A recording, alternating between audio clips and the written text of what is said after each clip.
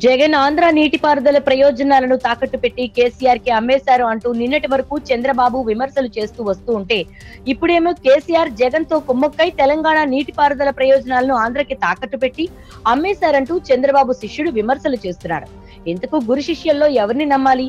తెలంగాణకు ఒక్క చుక్క నీటికి సమస్య వచ్చినా తాను ముందుగా ఫైట్ చేస్తానంటూ వైఎస్ఆర్టీపీ అధ్యక్షురాలు షర్మిల గతంలో కొన్ని వ్యాఖ్యలు చేసింది.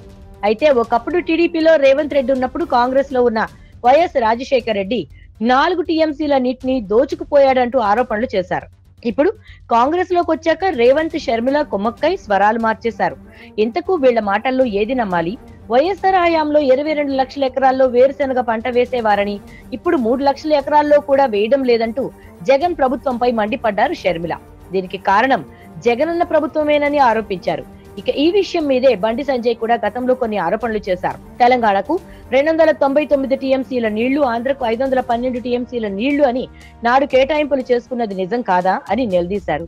ఎవరి వాదన ఎలా ఉన్నా రానున్న రోజుల్లో ప్రభుత్వాల మధ్య నీటి యుద్ధం, 2 రాష్ట్రాల ప్రజలు కరువు ఎదుర్కోక తప్పదని సంకేతాలు వస్తున్నాయి.